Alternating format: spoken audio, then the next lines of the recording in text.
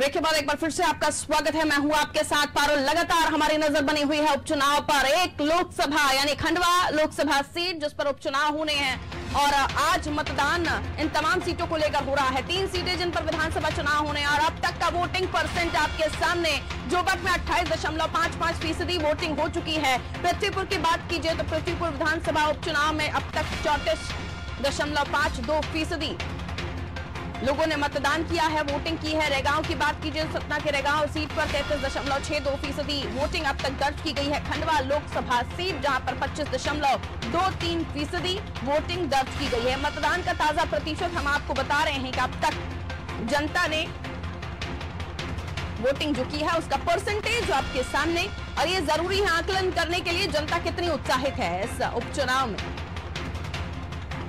आम चुनाव की तरह ही खास लिया राजनीतिक दलों ने इन चुनाव को, खासतौर पर भारतीय जनता पार्टी जिसने अपनी पूरी ताकत झोंक दी, अपने दिग्गजों को मैदान में उतार दिया। और अब ये वोटिंग परसेंट बताएगा कि जनता वोट किसे देगी, ये तो आपको 2 तारीख को पता चलेगा। लेकिन लोकतंत्र के इस पर्व में भागीदारी जनता की कितनी रही, ये परसेंटेज से भी आपको जानकारी या फिर आंकलन आप कर सकते हैं।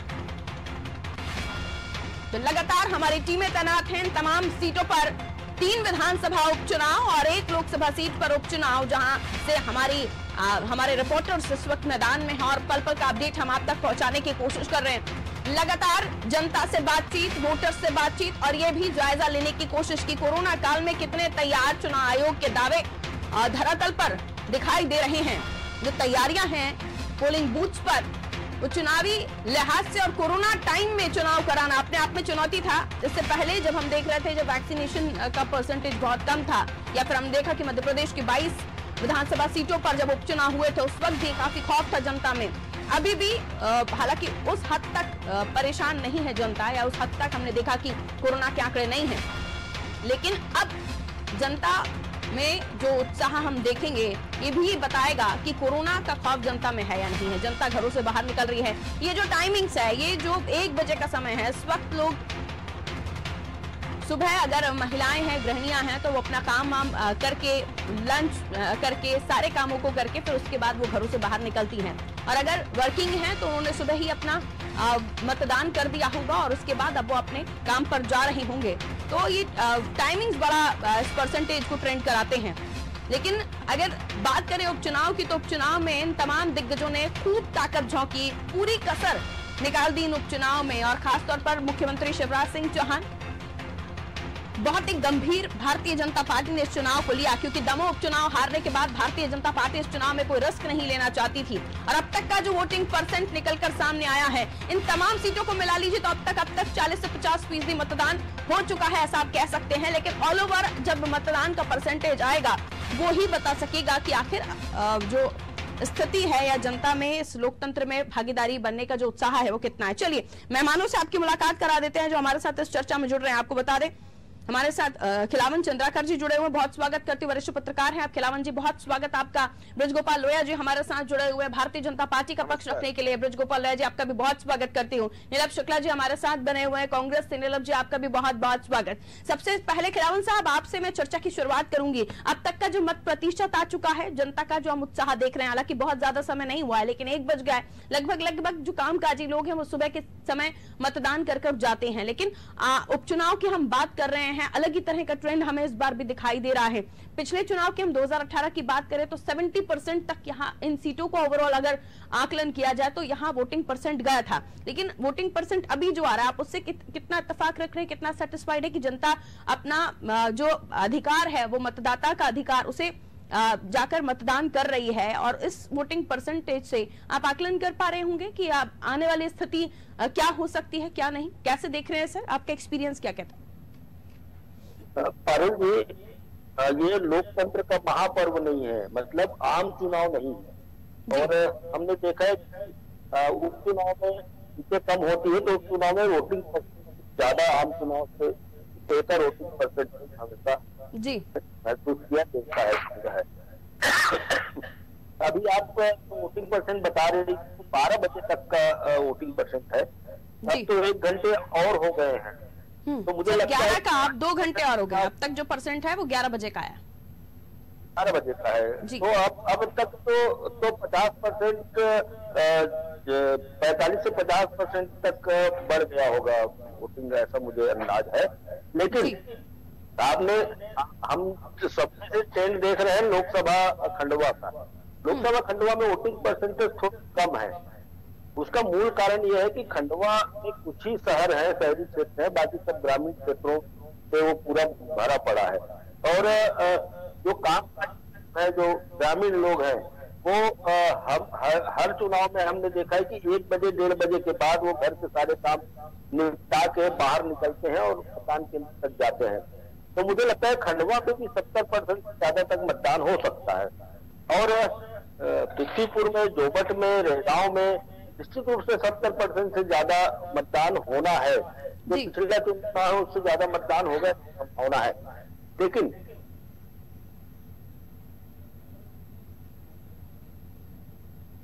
चंद्राकर साहब, नेटवर्क इशू हुआ है शायद आपकी तरफ से, फ्रीज हो गए हैं सर। मैं लौटूंगी आपके पास सर। आवाज मिल पा रही है क्या चंद्राकर साहब आपको मेरी? चलिए मैं लौटूंगी आपके पास चंद्राकर साहब। कुछ टेक्निकल इश्यू हुआ है, नेटवर्क इश्यू की वजह से आप फिलहाल आपको नहीं सुन पा रहे हम। ठीक है, ब्रिज गोपाल जी आपके पास आते हुए बहुत तैयारी थी, पूरी पुरजोर कोशिशें कि कैसे मतदाता को अपने पक्ष में किया जाए, और खासतौर पर दमोह से सबक लेते हुए तो आप लोग कोई रिस्क वैसे भी नहीं ले रहे थे। लेकिन अभी तक भी आप लोग ये सोच रहे हैं कि किस तरह से जनता को अपने पाले में किया जाए। हम देख रहे हैं लगातार कार्यक्रम पे कार्यक्रम आ रहे हैं और हो भी रहे हैं, अच्छी बात है। लेकिन सवाल वही कि परसेंटेज भी बड़ा फैक्टर होता है सर इलेक्शन में, और वो भी बताता है कि जनता को आप घरों से निकालने में कितना कामयाब हो पाए। फिर आप तो कैडर बेस्ड पार्टी, आप तो क्लेम करते हैं कि घर घर हमारे कार्यकर्ता पहुंचते हैं। अभी तक का जो परसेंट है, आप कितने सेटिस्फाइड हैं? इतना सोचा था कि हम 1 बजे तक इतना तो परसेंटेज हमारा आ ही जाएगा, जनता को हम बूथ तक लाने में, वोटिंग केंद्रों तक लाने में कामयाब हो पाएंगे? देखिए पारुल जी, जहां तक हमारी सूचनाओं का सवाल है, तो हमारे पास जो सूचनाएं हैं उसके आधार पर 1 बजे तक की जो बात कर रहे हैं, उसमें लगभग 40% से अधिक जोबट में, 48% के करीब पृथ्वीपुर में और लगभग 49% रेगांव में मतदान हुआ है। और ये जो आंकड़े हैं, ये भारतीय जनता पार्टी के लिए उत्साह बढ़ाने वाले हैं। और उत्साह बढ़ाने वाले इसलिए हैं कि यहाँ तक हमारा कार्यकर्ता प्रत्येक मतदान केंद्र पर, एक मतदान 10 जवान की टीम वहां तैनात है। हमारा पेज प्रभारी, जिसे 20-25 वोटों की जिम्मेदारी है, वो सक्रिय है। और इसके कारण मतदाताओं को घर से निकालना और मतदान के लिए प्रेरित करना, क्योंकि लोकतंत्र में जो बाबा साहब भीमराव अंबेडकर ने सबसे बड़ा हमें हथियार दिया है, वो मतदान ही है। तो मतदान जो हम करने जाते हैं, वो अपने भविष्य के लिए होता है, वह किसी राजनीतिक दल के लिए नहीं होता है। तो आज मध्य प्रदेश का जो मतदाता है, जो 1 लोकसभा और 3 विधानसभा चुनाव के लिए लगभग 30 लाख लोग आज वोट डालेंगे, इनके मन में ये बात है कि किस तरह से प्रधानमंत्री नरेंद्र मोदी जी की योजनाएं, किस तरह से मध्य प्रदेश में शिवराज सिंह चौहान जी की जन कल्याणकारी योजनाएं, इनकी बात हम मतदाता तक पहुंचाने में कामयाब रहे हैं। भारतीय जनता पार्टी के नेताओं ने अथक प्रयत्न परिश्रम किया है, कार्यकर्ताओं ने अथक परिश्रम किया है, और इन सबके कारण ही आज भारतीय जनता पार्टी अपनी बात पहुंचाने में भी कामयाब रही है और मतदाता को मतदान केंद्र तक लाने में भी कामयाब रही है। और यही वो बात है जो हमें परिणाम में भी कामयाबी की ओर ले जाने वाली है। और इसीलिए जहां तक मैं समझता हूं कि मैं और भारतीय जनता पार्टी इस मतदान से भी संतुष्ट है, परंतु आपके माध्यम से उन दर्शकों से भी अपील करना चाहता हूं जो टीवी देख रहे हैं, वो भी अपने घर से निकले और अपने मताधिकार का प्रयोग सर्वप्रथम करें, क्योंकि ये लोकतंत्र में आपके लिए सबसे ज्यादा आवश्यक है। एक ये जिम्मेदारी है आपकी कि आप जाएं और मतदान करें। बिल्कुल लोया साहब, जिस वोटर को आप लोग बूथों तक या मतदान केंद्रों तक पहुंचाने में कामयाब रहे, उन्हीं में से कुछ से हम लोगों ने चर्चा की। सुबह से लेकर लगातार हम बने हुए हैं इस कवरेज पर, और हमने जब बातचीत की तो कई लोगों ने आपके अगेंस्ट भी बात की। उसमें ये भी बात रही कि हम बेरोजगारी पर वोट देने जा रहे हैं, उसमें ये भी बात रही कि हम मूलभूत सुविधाओं को लेकर वोट देने जा रहे हैं। खासतौर पर खंडवा लोकसभा सीट की अगर मैं बात करूं तो वहां से जनता का आक्रोश ज्यादा दिखाई दिया। लोगों ने नोटा तक दबाने की बात कह दी सर, वो किसी दल को नहीं चाहते। कुछ ऐसी भी हमारे साथ वोटर्स जुड़े, क्या कहेंगे इस पर आप? देखिए पारुल जी, लोकतंत्र की यही तो खूबसूरती है कि जो भी आदमी मतदान केंद्र पर जाएगा वो किसी एक ही दल को वोट देने तो नहीं जा रहा है। और ये लोकतंत्र की खूबसूरती है, वो आपसे बातचीत करता है, आप उस तक पहुंचते हैं, ऐसे हम भी पहुंचते हैं। और ये बहुत खास बात उसमें ये है कि इन मुद्दों पर तो वो वोट डालने जा रहा है, पर इन मुद्दों पर वो अपेक्षा किससे रखता है? तो भारतीय जनता पार्टी से अपेक्षा रखता है और उसे ये मालूम है उसकी समस्याएं निश्चित हैं और उन समस्याओं का निराकरण भी वही राजनीतिक दल कर पाएगा जो कहता है वो करता है। इसलिए हम इस विश्वास में रहते हैं और विश्वास हमारा दो कारणों से आता है कि एक तो हम सरकार बनाने के पहले जो वायदे करते हैं वो पूरे करते हैं, और दूसरा कि जो हमारा कार्यकर्ता है वो कार्यकर्ता सरकार के काम को मतदाता तक पहुंचाने में सक्षम है, समर्पित है, और उसके कारण हम जीत के प्रति आश्वस्त रहते हैं। ठीक है, नीलम शुक्ला जी, नीलम शुक्ला जी को आवाज मिल रही है हमारी, जरा स्क्रीन पर लेकर आई उन्हें। नीलम शुक्ला जी, अभी हमने लोया साहब को सुना, लोया साहब बहुत आशान्वित दिखाई दिए, और ये भी कि इन तमाम मुद्दों को लेकर वोटर्स के मन में क्या है। सर, दमोह के बाद आप लोगों की तरफ से जो प्रतिक्रियाएं हमें मिली कि आप एक ट्रेंड सेट कर रहे हैं, दमोह की तर्ज पर ही आगे आप दूसरे चुनाव को भी आगे लिए जा रहे हैं, लेकिन भारतीय जनता पार्टी ये भी मानकर चलती है कि आप भले ही आप किसी भी चीज को लेकर आपने एक बार जरूर कर लिया हो लेकिन दोबारा नहीं कर पाएंगे, इसलिए वो तमाम तरह के प्रयास कर रहे हैं। इतना ज्यादा फोकस भारतीय जनता पार्टी का इस उपचुनाव पर है कि लगा ही नहीं कि हम उपचुनाव देख रहे हैं, हम आम चुनाव देख रहे हैं। और ऐसी तैयारियों के बीच ये तो सत्य है कि सभाएं आप लोगों की कम हुई, उतने एक्टिव आप लोग उनकी सभाओं के मुकाबले नहीं दिखाई दिए। आगे जनता क्या करेगी क्या नहीं करेगी तो जनता के हाथ में है। खैर नीलम जी, देखिए ऐसा है, इनकी सभाएं ज्यादा ये घबराहट की सभा थी, हताशा की सभा थी। इन्हें पता था हम किस मुंह से वोट मांगने जाएंगे जनता के सामने। दर्जनों मुद्दों पर भारतीय जनता पार्टी खेल रही थी। इनकी सभाएं हमसे ज्यादा सम्मानित है, लेकिन इनकी सभा में जो भीड़ थी वो आयातित खरीदे हुए कार्यकर्ता में मुट्ठी भर भीड़ हुआ करती थी। हमारे कम सभा में इनसे 3 गुना ज्यादा भीड़ थी। हमारे साथ क्षेत्र का मतदाता जुड़ा हुआ है। इस जनता का आक्रोश भारतीय जनता पार्टी पर है।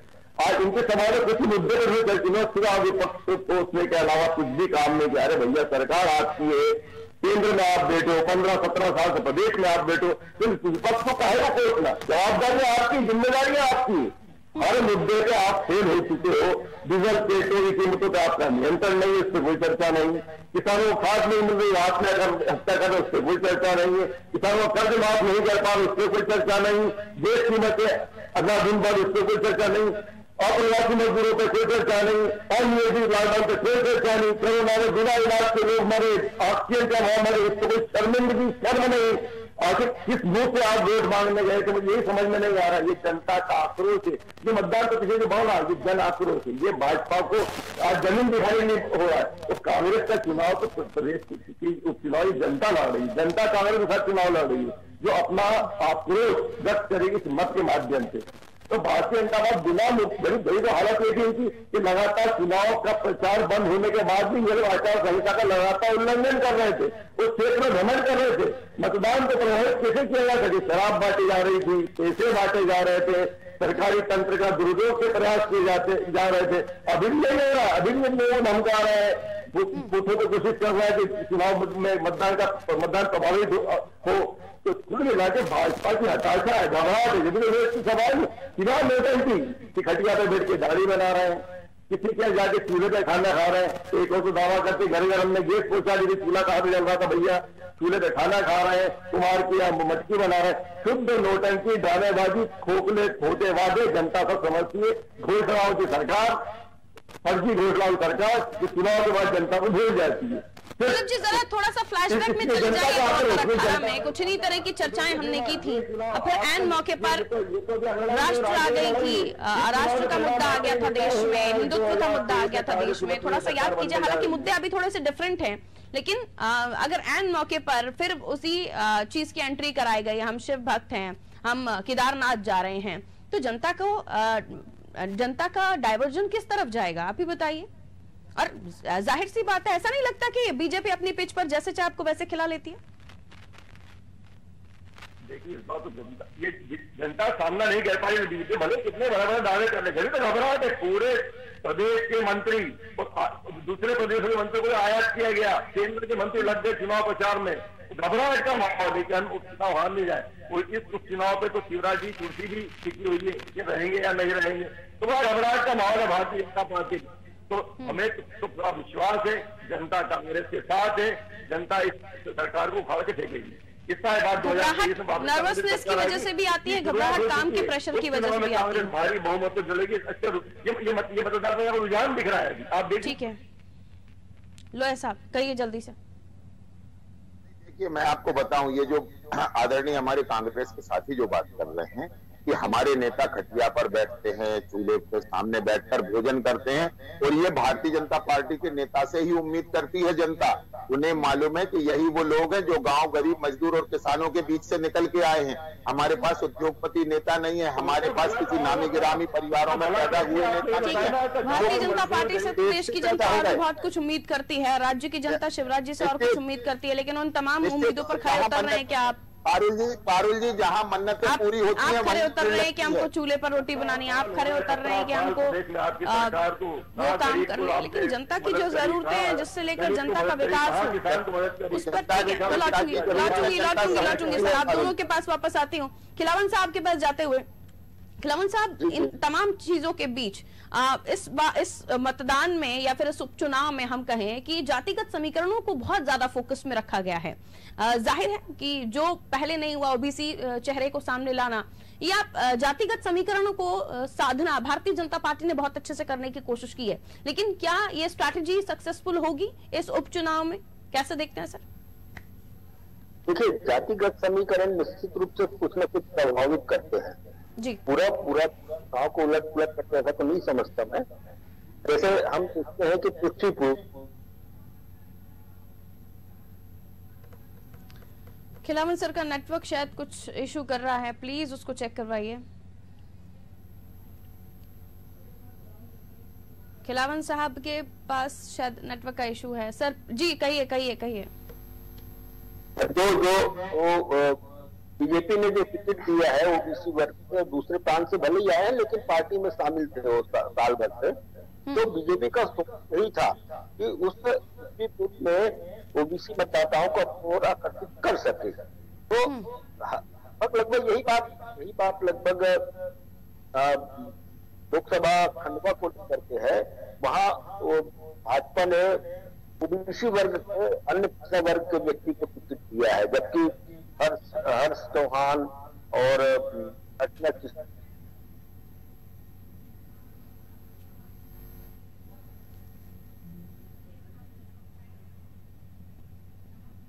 चेक करवा लीजिए प्लीज खिलावन सर के साथ, शायद नेटवर्क का इशू है। मैं वापस लौटूंगी खिलावन साहब आपके पास, और जैसे ही आप नेटवर्क एरिया में आते हैं मैं वापस आपके पास आती हूँ।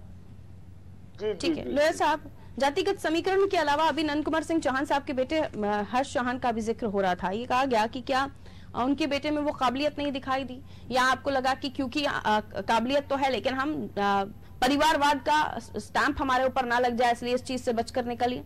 क्या वजह थी, क्या देखा गया कि नंद कुमार सिंह चौहान साहब के बेटे हर्ष चौहान उतने आपको सक्षम या वजनदार कैंडिडेट नहीं दिखाई दिए? अब सवाल इसलिए पूछे जा रहे हैं क्योंकि अंदर खाने विरोध आपकी पार्टी में चल रहा है कि आखिर जो उनके समर्थक थे, जाहिर सी बात है परिवार में अगर नंद कुमार सिंह चौहान साहब के बेटे को इलेक्शन में उतारते तो नंद कुमार सिंह चौहान साहब के समर्थकों को और ज्यादा खुशी होती, हालांकि उनके करीबी को आपने मैदान में उतार दिया। कहिए सर।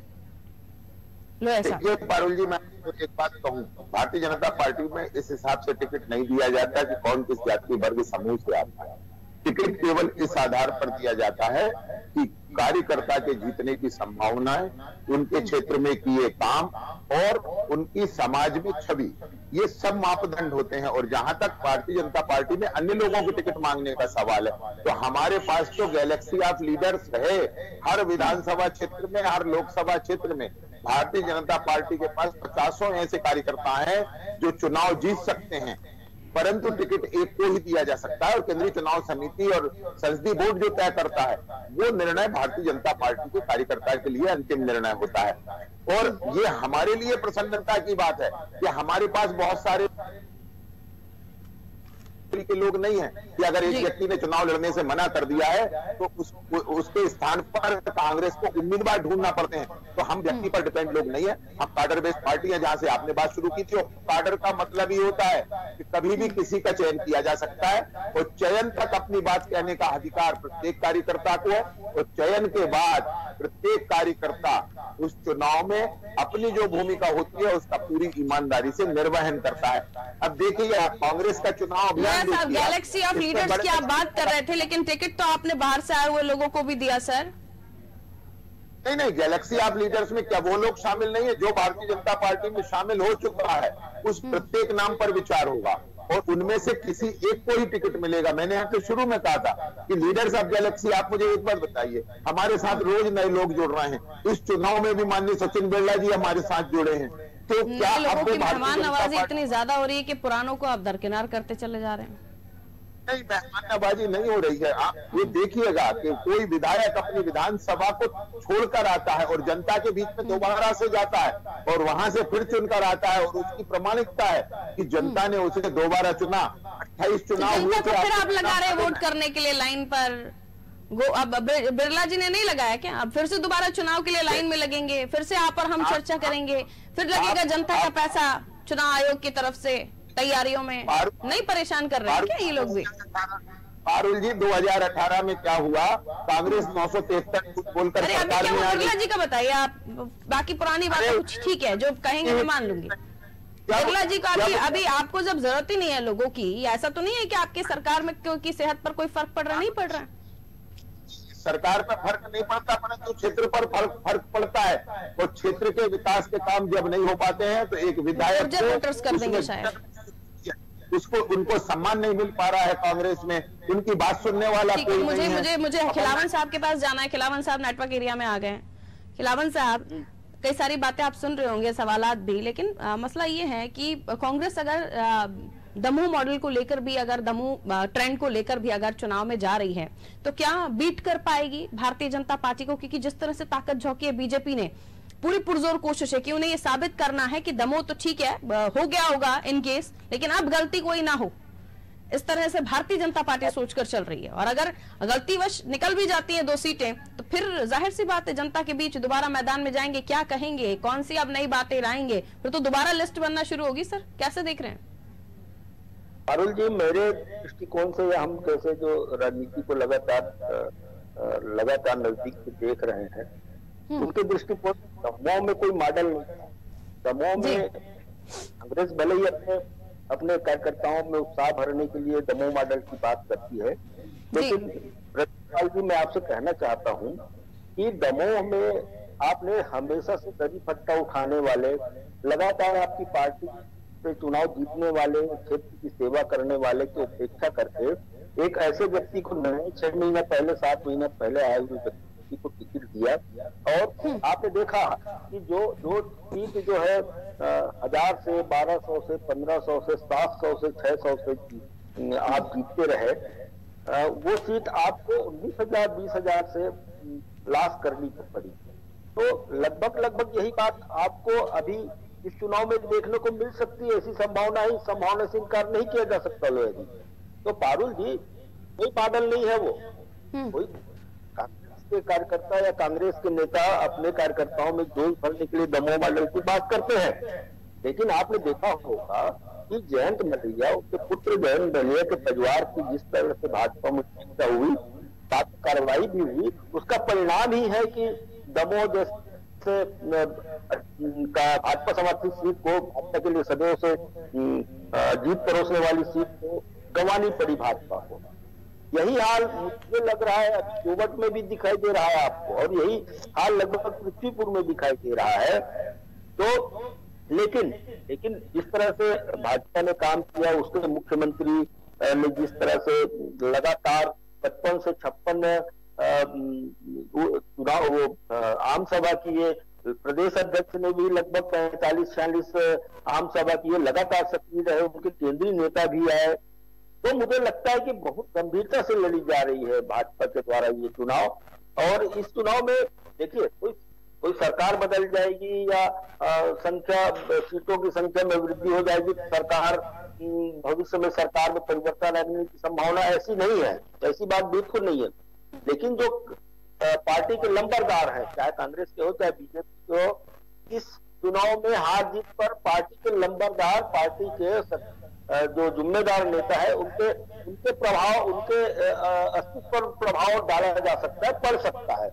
इसीलिए संभवतः दलों ने इसको बहुत गंभीरता से लड़ा है। और मैं तो कहता हूँ भाजपा ने ज्यादा, क्योंकि सत्ता में है, केंद्र में भी है, स्टेट में भी है, तो भाजपा ने बहुत गंभीरता से लड़ा है।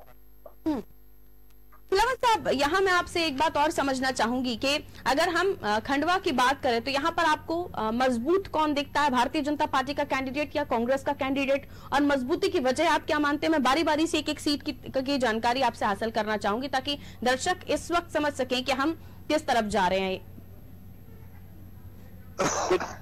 खंडवा की सीट मूलतः भाजपा की सीट है जी। 2 बार यदि 10 चुनाव, क्योंकि हम तो 2 बार कांग्रेस ने वो सीट जीती है। स्वर्गीय नंद कुमार चौहान लगातार वहां से जीतते रहे, 6 बार चुनाव जीते वो। तो मुझे लगता है कि और भाजपा का नेटवर्क बहुत शानदार है वहाँ भाजपा के जो राजनीतिक संगठन है उन सबके नेटवर्क बहुत बेहतर है। और चूंकि प्रदेश अध्यक्ष लंबे समय तक नंद कुमार चौहान रहे, इसलिए बूथ लेवल पर नंद कुमार चौहान नंदू भैया रहे, तो वहाँ उनके लेवल पर भी बहुत अच्छे कार्यकर्ता, बहुत अच्छा संगठन सक्रिय है, इस बात से इनकार नहीं किया जा सकता। लेकिन कांग्रेस में अनिश्चितता की स्थिति रहती है। आपने अरुण पटेल जैसे सक्रिय और लगातार उस क्षेत्र में जो 3 महीने से नंद कुमार चौहान जी के निधन के बाद से ही जो सक्रिय थे, चुनाव लड़ूंगा मैं, इसलिए क्षेत्र में लगातार संपर्क बनाए हुए थे, लगातार बैठ के हो रही थी उनसे, अरुण यादव जी को, उनको अंतिम समय में आखिर क्यों कहना पड़ा, जबकि वो अच्छे कैंडिडेट हो सकते थे, चुनाव जीत सकते थे, इस बात पर बिल्कुल। और नंद कुमार सिंह चौहान साहब के बाद 2nd नंबर पर उन्हीं को ही वोट मिले थे सर। हाँ, और सबसे महत्वपूर्ण बात यही है कि वहाँ हमने जब मैदानी स्तर पर लोगों से बातचीत की जी। तो रसोई गैस जो बांटे गए हैं उसका प्रभाव दिखता था, हमें दिखता था कि जो आवास आवंटन हुआ है, आवास के जो रुपए दिए जा रहे हैं उसका प्रभाव दिख रहा था। केंद्र सरकार द्वारा 6,000 रुपए जो दिए जा रहे हैं किसानों को, उनका प्रभाव दिख रहा था। स्टेट गवर्नमेंट द्वारा 4,000 दिलाया जा रहा है किसानों को देने की, कुल मिला के 10,000 दिया रहा है, उसका प्रभाव दिख रहा था। तो कुल मिला के हमने देखा, ऐसा लग रहा था कि मोदी को और युवराज को लेकर के ही लोगों में उत्सुकता है, उनको चयन करने की उत्सुकता है। और कांग्रेस को लेकर के ज्यादा उत्सुकता वहाँ के मतदाताओं में। अगर अरुण यादव जी होते तो सर, अरुण यादव जी अगर वो कैंडिडेट होते तो मुझे लगता है, मेरा व्यक्तिगत आंकलन है और लोगों से जब बातचीत करते हैं हम, तो इस बात का भी तस्दीक हो जाती है कि अरुण यादव उस सीट पर चुनाव लड़े होते तो मुझे लगता है कि न सिर्फ कांग्रेस के और दूसरे लीडर, क्योंकि अरुण यादव केंद्रीय मंत्री रहे हैं, कांग्रेस के और भी लीडर्स का उनको साथ मिलता, प्रदेश के अध्यक्ष रहे, तो और दूसरे लीडरों का उनको साथ मिलता। और कांग्रेस जो अभी सक्रियता दिखा रही थी वहां, उससे दुगने सक्रियता से वहां काम होती, तो मुझे लगता है कि जनता तक कांग्रेस के नीति जिस चेहरे को आप खड़ा करके दूसरे के लिए वोट मंगवा रहे हैं, अगर वही चेहरा खुद खड़ा हो जाता तो कितना फर्क पड़ता, ये नीलम जी हमें बताएंगे। नीलम जी, कितना सहमत हैं आप खिलावन साहब की बातों से? आवाज दीजिए नीलम जी की। पूरे समय चुनाव क्षेत्र में लगे, हाँ जी बोलिए। अरुण यादव जी ने पूरा तन मन धन से सहयोग किया हुआ है। राजनारायण सिंह ये कांग्रेस के पुराने नेता है, वरिष्ठ नेता है, इनका काफी अच्छा प्रभाव है वहां पर। तो मैं आपको बतला रहा हूँ कि जनता आती कांग्रेस आए। जी नीलम जी, लेकिन राजनीति की नब्ज टटोलने वाले वरिष्ठ पत्रकारों का, विश्लेषकों का यही मानना है कि अगर नंद कुमार सिंह चौहान साहब जब वोट लेने गए थे और उसी इलेक्शन में वो जीते और सेकंड नंबर पर अरुण यादव जी आए, तो उनका कुछ तो इम्पैक्ट रहा होगा ना उस क्षेत्र में, तभी उन्हें सेकंड नंबर की वोटिंग हासिल हुई। और अब आप लोगों ने जरूरत ही नहीं महसूस की। अगर उन्होंने मना किया था तो मना लेते, जीत आपके खाते में आ सकती थी, ये मुमकिन हो सकता था ना सर। जीत आएगी, आ सकती है, जीत आएगी। ये चुनाव जनता वर्सेज भारतीय जनता पार्टी हो रहा है, तो जनता लड़े चुनाव कांग्रेस साथ नहीं।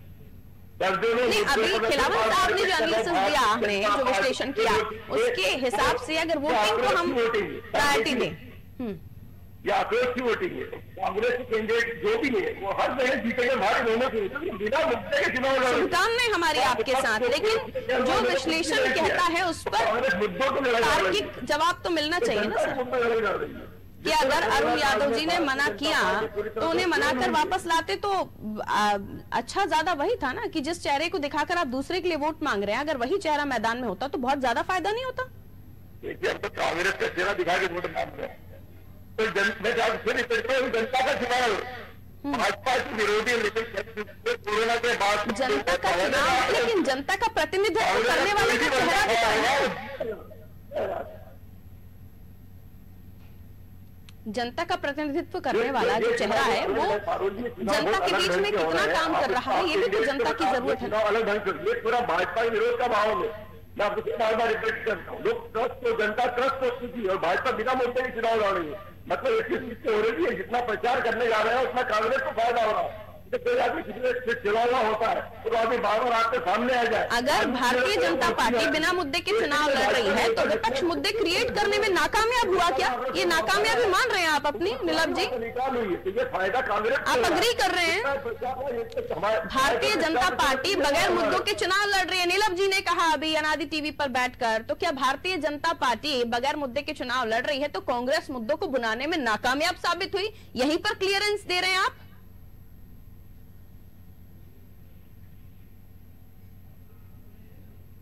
सुन पाए आप मेरी बात नीलम जी? हाँ जी, हाँ जी। आपने कहा सर कि भारतीय जनता पार्टी बिन मुद्दों के चुनाव लड़ रही है, तो जो मुद्दे जनहित के थे उनको इस चुनावी मैदान में लाते लाते क्या आप उसे भुना नहीं पाए, आप जनता के बीच नहीं रख पाए? ये नाकामयाबी आप यही मान रहे हैं? इन मुद्दों को ही उठाया है कांग्रेस ने अपनी चुनावी सभाओं में, इन मुद्दों को ही उठाया है। कोई देश हिलजुल की बातें नहीं की, इन्होंने विपक्ष को कोसा है, इन्होंने सिर्फ तो मुद्दे उठाना और जनता के जहन में वो बातें ले आना, मुद्दे उठाए ताकि वोटिंग केंद्र तक जाते जाते उसे समझ आए कि सही क्या है गलत क्या है, इसलिए तो सभाएं करते हैं ना। मुद्दा कोरोना काल में बिना ऑक्सीजन के बिना लोग जो मरे उनका मुद्दा, जो आपने कहा उसी पर मेरा क्रॉस क्वेश्चन था सर, मैंने तो कुछ भी नहीं कहा। मुद्दे उठाए, इसलिए जनता कांग्रेस के साथ है। ठीक है, लोया साहब आपके पास आऊंगी, लेकिन एक अपडेट हमारे पास आ रहा है, उससे हम दर्शकों को रूबरू करा देते हैं, उसके बाद मैं लोया साहब के पास जाऊंगी। उपचुनाव की 4 सीटों पर लगातार मतदान जारी है, वोटर्स वोटिंग करने के लिए पहुंच रहे हैं। अब जो 1 बजे तक का वोटिंग परसेंट आया है वो है 40.61%। और अभी भी समय है, अगर अभी भी देखिए, पृथ्वीपुर पर 53.90%, रेगांव में 44.52%, खंडवा लोकसभा सीट पर अब ये 39 पहुंच गया है। जब हम 11 बजे का अपडेट देख रहे थे तो ये 23 था। काफी अच्छा ट्रेंड हुआ, काफी अच्छा परसेंटेज, लोग काफी तादाद में पहुंच रहे हैं। और हम कह भी रहे थे कि सुबह वो लोग जो कामकाजी हैं 10-11 बजे तक उन्हें फ्री होकर अपने ऑफिस अटेंड करना है, वो लोग सुबह आके वोटिंग करके गए होंगे। और उसके बाद जो गृहिणियां हैं, जो ऐसे लोग हैं जिन्हें सुबह अपना नाश्ता पानी सब कुछ करके फिर बाहर निकलना है, तो ये अब उन लोगों की बारी आ गई है, वो लोग वोटिंग करने पहुंच रहे हैं। लेकिन अभी भी शाम तक का इंतजार, सबका अपना अपना मूड हो सकता है कि कितने बजे तक जाना है, कितने बजे तक नहीं जाना है। कई लोग भी ये मानते होंगे कि सुबह के समय कई जगहों पर अब हल्की सर्दी होने लगी है तो सुबह के समय ना जाएं, दोपहर के समय जाएं। अभी हम कुछ भी नहीं कह सकते इस वोटिंग परसेंट के मामले में। ठीक है, अब वापस हम जाते हुए लोया साहब के पास। लोया साहब, वोटिंग परसेंट तो अपनी कहानी कह ही रहा है, इसको लेकर हमें लगातार अपडेट्स हमारे दर्शकों को देने होंगे, लेकिन अब जो मतदान केंद्रों पर भीड़ उमड़ रही है ये आपके नेगेटिव है या पॉजिटिव, ये किसी को नहीं पता अभी। ये हमें 2 तारीख को धनतेरस के दिन दिवाली किसकी मनने वाली है ये तो वोटर ही जाने। लेकिन अगर ये पॉजिटिव है तो आपकी बल्ले बल्ले, लेकिन अगर ये नेगेटिव है तो आने वाले चुनाव के लिए भी आपके लिए बड़ी परेशानी खड़ी करने वाला ये नतीजा आ सकता है। सर लोया जी,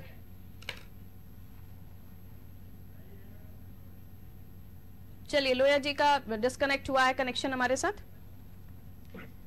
खिलावन खिलावन साहब, अब बारी मध्य प्रदेश में तमाम आपने ताकतें झोंक दी, आपने योजनाओं की पूरी लड़ लगा दी, सर्किट्स बना दी। आप दिवाली का समय आ गया तो इन्हीं चीजों को उपयोग में ले आना चाहिए, मुझे लगता है अच्छा लगेगा सुनने में कि आपने पूरी सर्किट्स की सर्किट्स बना दी हैं, खूब रोशन हो रही हैं वो योजनाएं, और मुख्यमंत्री साहब भी खूब रोशनी दे रहे हैं हम लोगों को अपनी बातों से।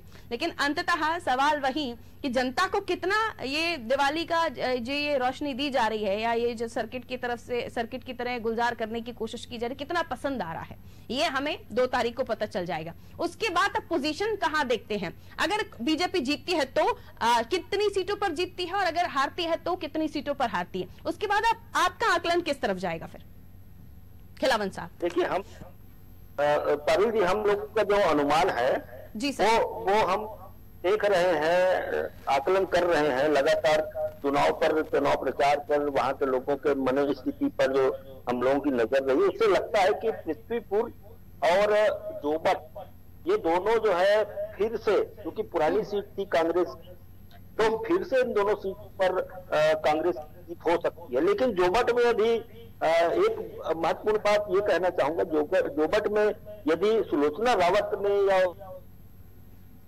वहां सुलोचना रावत को यदि वहां के भाजपा कार्यकर्ताओं ने पूरे दिल से, तन मन धन से, मन वचन कर्म से यदि सपोर्ट किया होगा तो सुलोचना रावत चुनाव निकाल सकती है। लेकिन वो परिस्थितियों पर निर्भर है, वो 2 तारीख ही बताएगा।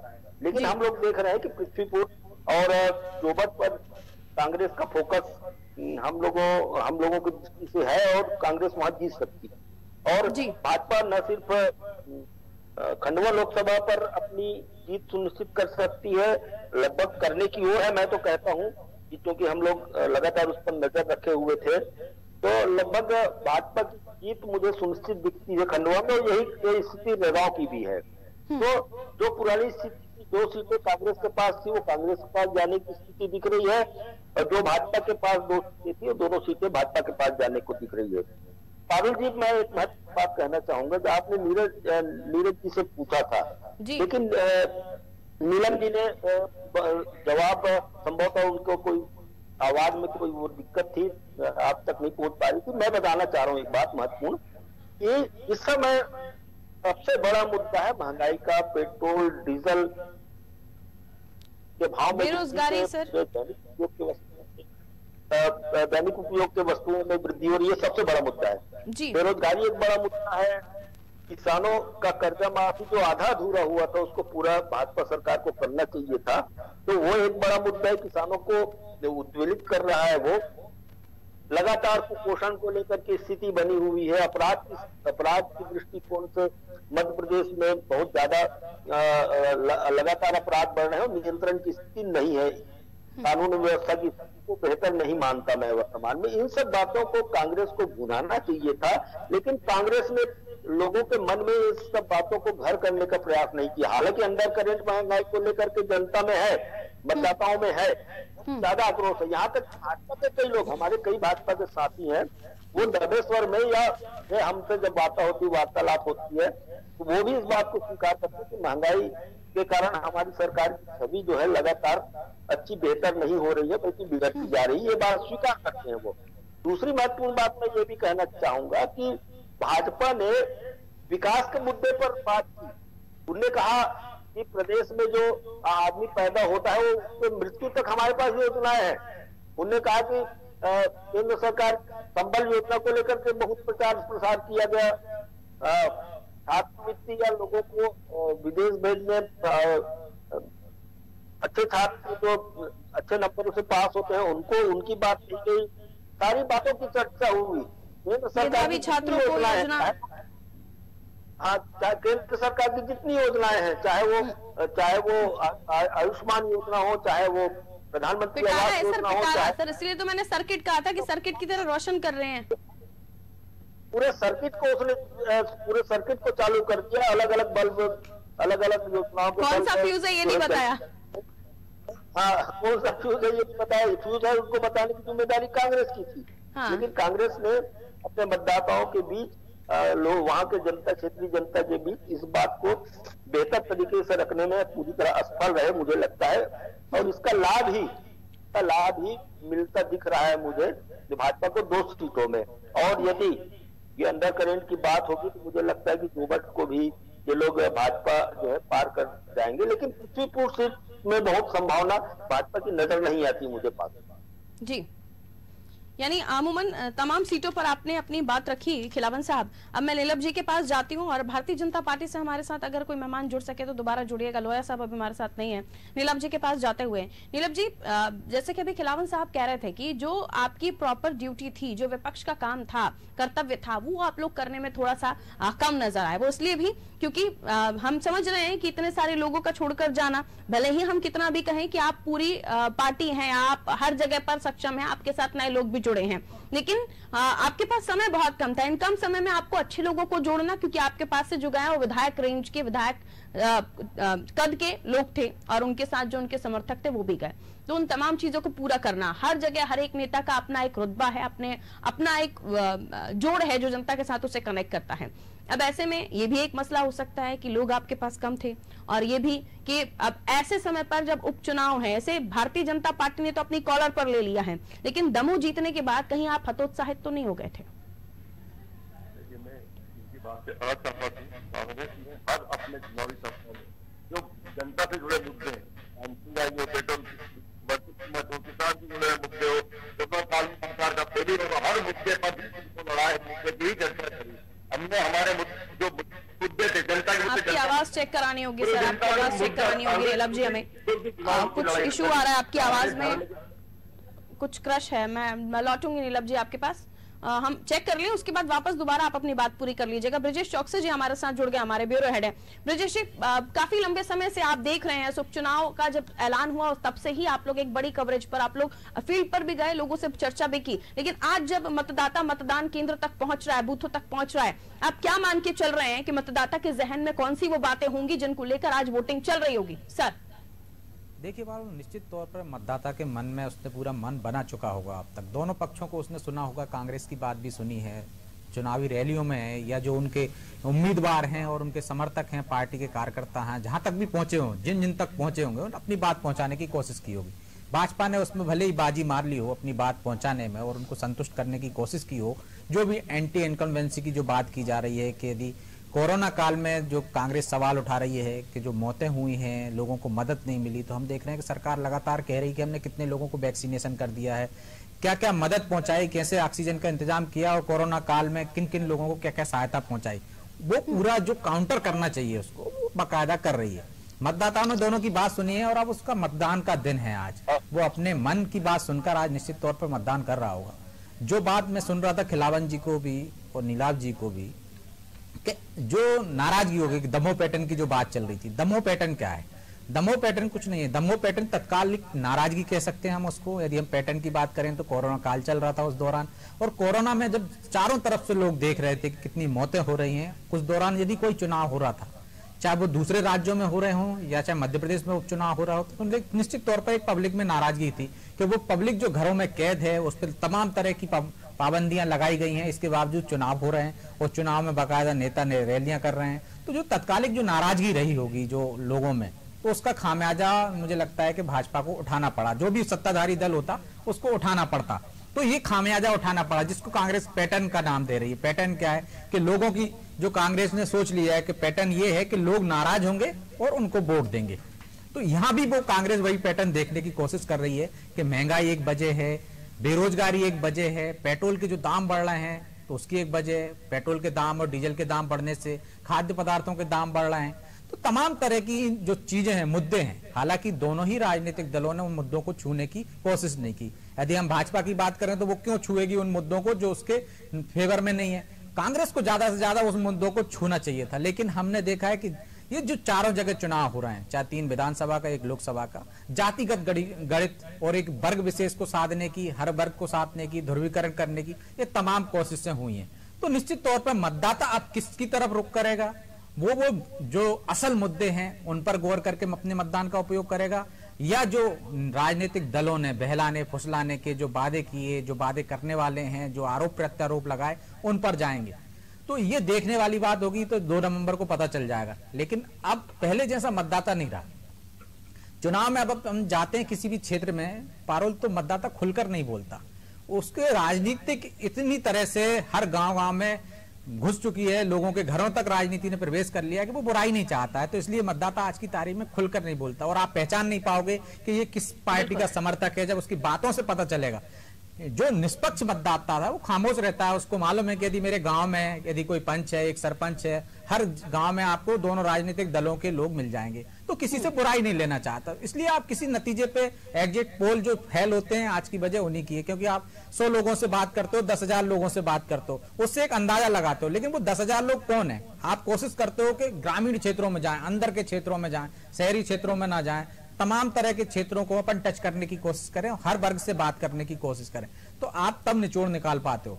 तो यदि इस तरह से देखा जाए तो अभी सरकार के खिलाफ यदि हम अपने दौरों की बात करें तो लोगों से गांव में जाके बात की, कुछ ने बताने की कोशिश की, कुछ ने नहीं बताई, तो उतनी एंटी इनकम्बेंसी नहीं है। यदि हम जोबट की बात करें, जहां मैं खुद गया था पारुल, तो वहां मतदाताओं का कहना था कि पिछली बार, मतलब यदि हम एक निष्पक्ष उस पर जाएं, तो पिछली बार बोले जाति वाला फैक्टर चल गया था वहां पे। एक भील बिलाला जो 2 कास्ट महत्वपूर्ण है, उनका एक रोल चल गया था, वो एक तरफा हो गई थी, इस कारण कलावती भूरिया जीत गई थी। लेकिन उसमें विशाल रावत की भूमिका भी बहुत ज्यादा थी।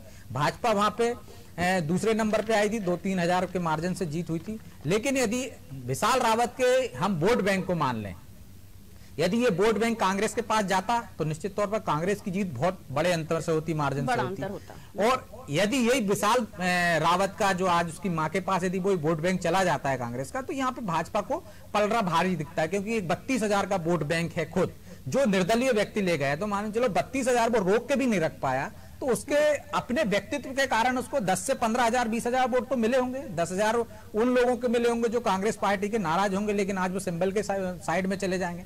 तो बहुत सारे फैक्टर काम करते हैं। अब जातिगत यदि हम बात करें, पृथ्वीपुर की बात हम खिलावन जी की सुन रहे थे अभी कि वहां किस तरह से, तो वहां भी वैसे ही हालात है कि जो भाजपा का उम्मीदवार है वो सपा का उम्मीदवार था, उसके व्यक्तिगत वोट कैसे ले गए थे, वो सपा का वोट बैंक था या उनके जो 18% हम देख रहे हैं कि वहां पे यादव वोट बैंक है, यदि वो वोट बैंक वो अपने पास में बरकरार रखते हैं पिछली बार, तो निश्चित तौर पर वहां फाइट बेहतरीन देखने को मिलेगी आपको। और हो सकता है यदि वो जो मार्जिन था उन्होंने जो हासिल किए थे वोट वो बरकरार रखते हैं, तो वहां पे राठौर के लिए मुश्किलें भी खड़ी कर सकते हैं। रही रेगांव की बात, तो रेगांव में यदि आप देखें तो बागरी परिवार ने पहले भी चुनाव लड़ा था, जुगल किशोर बागरी वहां से थे। यदि उनके बेटे की बात करें हम, तो बेटे को भी पहले भाजपा टिकट देके देख चुकी है, लेकिन वो जीत नहीं पाए थे। लेकिन अब दूसरी बार प्रतिमा बागरी को दिया है, तो प्रतिमा बागरी जिला पंचायत में भी रही है। यदि उनका जो एक अपमान की बात उठा रही है वहां पे कांग्रेस, ऐसे अपमान की बात है कि इमरती देवी की भी उठी थी, लेकिन आप देखिए कि इमरती देवी हार गई थी।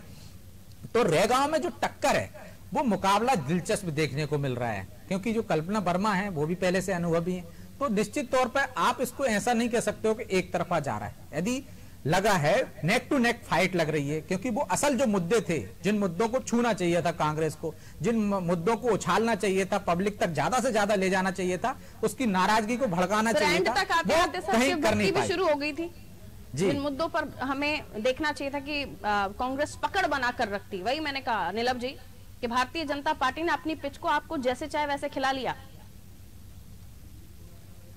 बिल्कुल गलत बात है ये। मैं आपसे फिर बार बार रिपीट कर रहा हूँ, इन मुद्दों को लेकर ही कांग्रेस चुनाव में गई। देखिए, आप भारतीय जनता पार्टी के मंच पे जब भी इनकी सभा हुई, इन्होंने सिवा विपक्ष को उसने के अलावा कोई भी काम नहीं किया। किसी जो जनता चाहती थी कि मुद्दों पे चर्चा हो, न तो महंगाई पे चर्चा हुई, न डीजल पेट्रोल गैस की कीमतों पे चर्चा हुई, न अनियोजित लॉकडाउन पे चर्चा हुई, न प्रवासी मजदूरों पे चर्चा हुई, न किसान की खाद पे चर्चा हुई, न बिजली पे चर्चा हुई।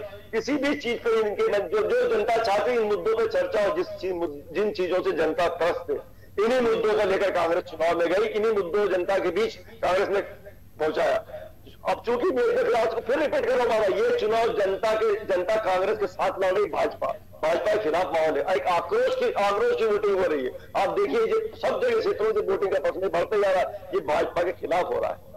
एक जनता के अंदर आक्रोश है, छोटे छोटा नहीं, बड़े से बड़ा हर आदमी आक्रोशित है। तमाम स्वायत्त संस्थाएं अपने जो 70 सालों में कांग्रेस जनता के साथ मिलकर बनाई थी, अपने चहेते उद्योगपति बेचे जा रहे हैं। अब बुलेट ट्रेन पे कोई चर्चा नहीं, विकास की कोई बात नहीं, कालाधन की कोई चर्चा नहीं, मतलब कुल मिलाकर झुंझुना पकड़ाने वाली पार्टी, ये जनता को अच्छे समझ में आ गया है। और शिवराज जी चौहान जी हर जगह नारियल लेकर चलते, नारियल फोड़ घोषणाएं करते जा रहे हैं, पिछले 17 साल से यही कर रहे हैं। ये भी जनता समझ में आ गया है कि इनकी घोषणा से चुनावी घोषणा ही रहती है, उसके बाद में मिल जाते हैं। तो जनता को इनके हर तरीके का बहुत अच्छे से अंदाजा हो गया है कि किस तरह ये चुनावी गानाबाजी करते हैं। तो इस बात पूरा जनता का रुझान कांग्रेस के पक्ष में, और कांग्रेस इन मुद्दों को लेकर ही जनता के बीच गई थी। ये बात कहना गलत है। ठीक है, मान लिया कि पूरा इलेक्शन कैंपेन आपने समस्याएं, जो मूलभूत सुविधाएं, महंगाई, बेरोजगारी, सबको लेकर किया। एंड टाइम पर ये फिर शिव भक्ति वाली फोटो आना, प्रियंका जी का पीताम्बरा पीट जाना, या आप लोग खुद ही तो माउल्ड कर रहे थे, या आप लोगों को लग रहा था कि अभी ये चीज, ये टोटका बाकी रह गया, इसको भी कर दीजिए? ये तो उनके सब ये पाठ पूजा करना ही गलत नहीं है कि उसको चुनाव साथ लिंक मत कीजिए, इसे चुनाव से मत जोड़िए।